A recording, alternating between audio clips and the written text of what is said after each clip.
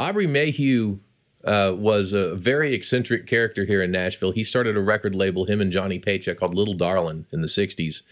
And their attitude, they almost had this like middle finger kind of mission statement with that label to make just hard-hitting, in-your-face, hardcore country music records in an era when it was more like the Nashville sound. It was more strings and piano and smooth guitars and background vocals, you know, a lot of the pop oriented, you know, like Patsy Cline and Jim Reeves and Eddie Arnold and that sort of style.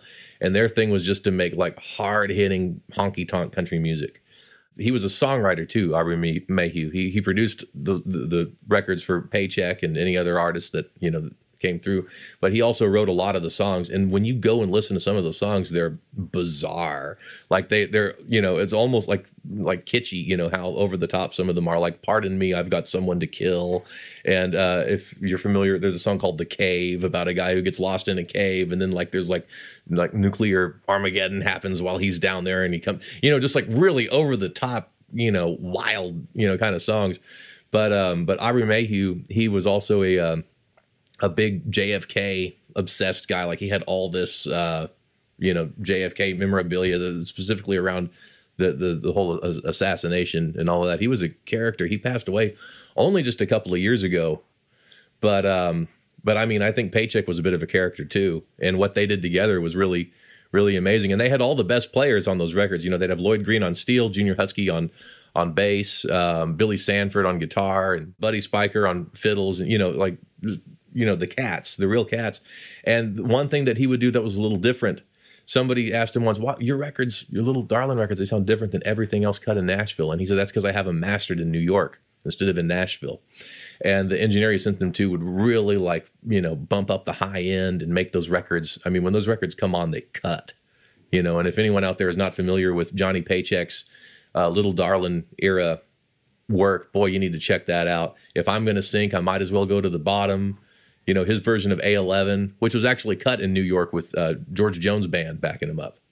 At the time, Paycheck played electric bass for George Jones. So that's actually Jones's band on that record.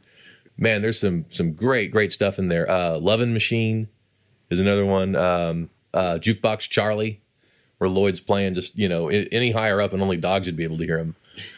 But, you know, that's what they wanted to do with those records, was just be as in your face and unapologetically country and no subtlety, just like, you know, country records that just, you know, hit you in the face.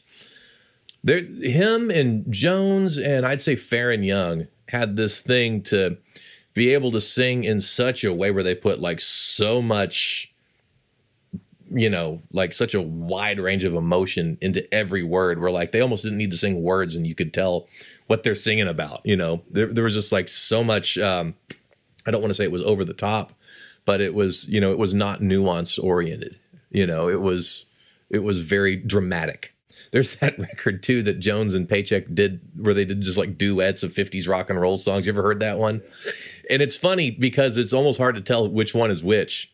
It sounds like a badly comped vocal of one person, you know, where like the lines intersect and it's like, you know, it almost sounds like it's one person singing. But there's slight differences, but that's the age-old argument, because Paycheck played bass for Jones for a number of years, is like who influenced who, you know, because, you know, Jones didn't sing the same coming out of that partnership that he sang before. I mean, he definitely sounded like George Jones before that, but there were details in the way that he sang that took shape while him and Paycheck worked together. And it makes you wonder, like, who influenced who? You know, there's probably a little bit of both, probably some cross-pollination. That happens when you sing on one microphone with somebody.